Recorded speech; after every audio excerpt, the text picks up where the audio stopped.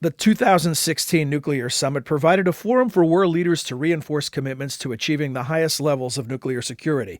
The global picture provides a mixed bag, with progress between Russia and the United States in contrast to developments in North Korea, China, and Pakistan. And along with the rise of ISIS comes concerns about nuclear terrorism.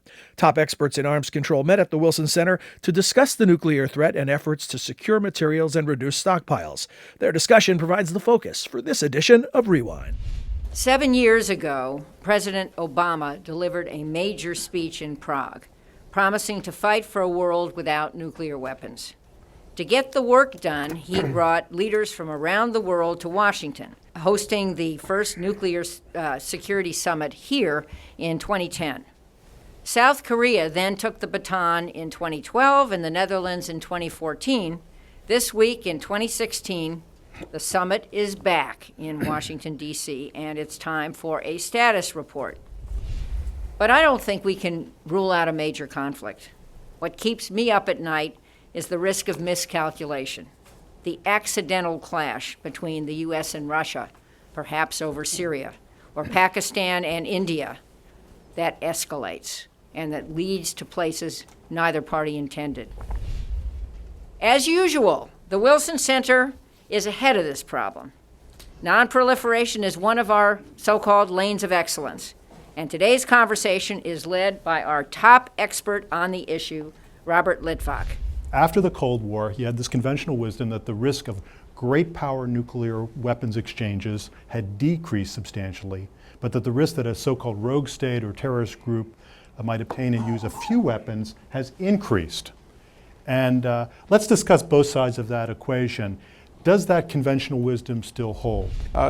Unfortunately, the very rosy predictions from the Global Zero Group in 2012 that the notion of a U.S.-Russian war was virtually unthinkable have not come to pass, and it's gone quite badly the other way.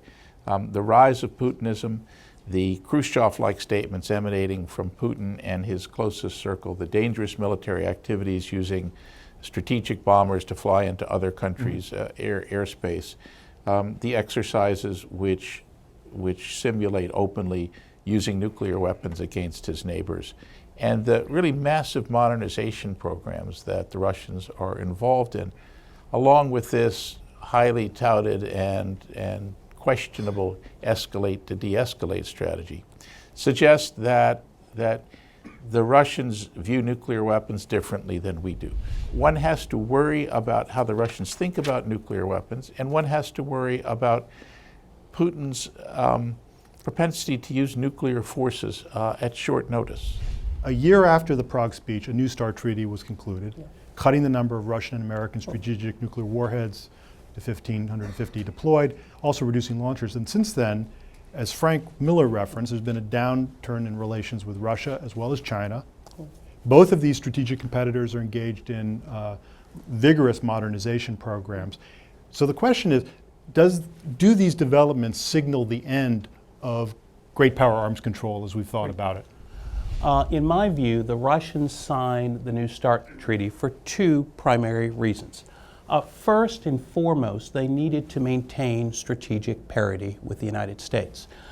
Given their economic situation in around 2009, they could not afford to maintain the levels in the 2002 Moscow Treaty.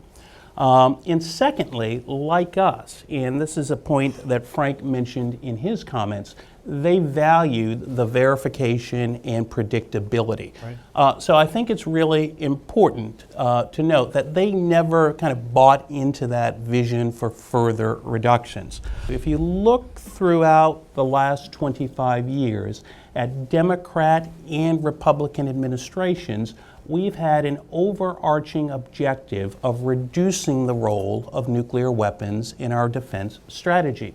The exact opposite has been the case for Russia.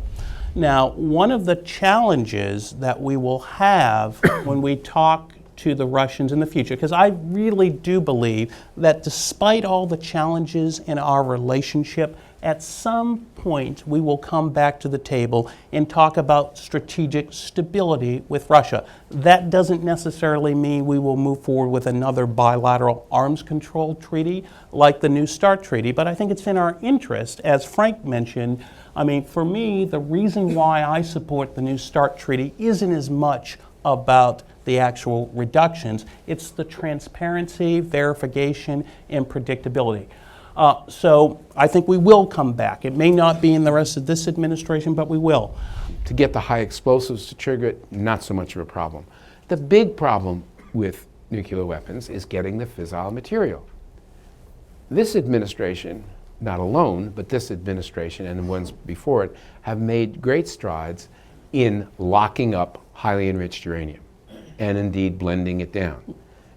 The measure, I would say to Frank, is not how much we've done that, how many tons we've locked up or blended, but how much is left, right? And there's still a lot of that left, but I would say we're in the hunt. On plutonium, the other material, we are not. And the reason we are not, simply put, is because it's politically difficult. Because the plutonium comes in two kinds of places. It comes in the weapons areas of states, the nuclear weapons countries, and other countries that have acquired nuclear weapons have plutonium.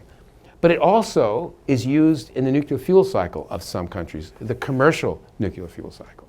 And that means, when you say commercial, think large scale. Think tons of plutonium. When enough plutonium, this is classic to do it, but the amount of material it would take to utterly destroy this city would fit in this glass. Now, and I'm talking about tons of this material in circulation in countries that have plutonium fuels as part of their fuel cycle. We are not addressing this problem. We're not addressing it because it's, frankly, politically difficult. It's politically difficult to tell the French, you shouldn't sell this, to tell the Chinese, you shouldn't buy this, China's a nuclear weapon state, to tell the Japanese, you shouldn't start up that plant. It's hard, but it should be done. And to say you're serious about the nuclear terrorism issue when there's a game changer like plutonium in the nuclear fuel cycle that we are not addressing is, to me, very misleading. For more on this and other related topics, visit wilsoncenter.org. Click the Research tab and search under the National Security and Nuclear Weapons topics.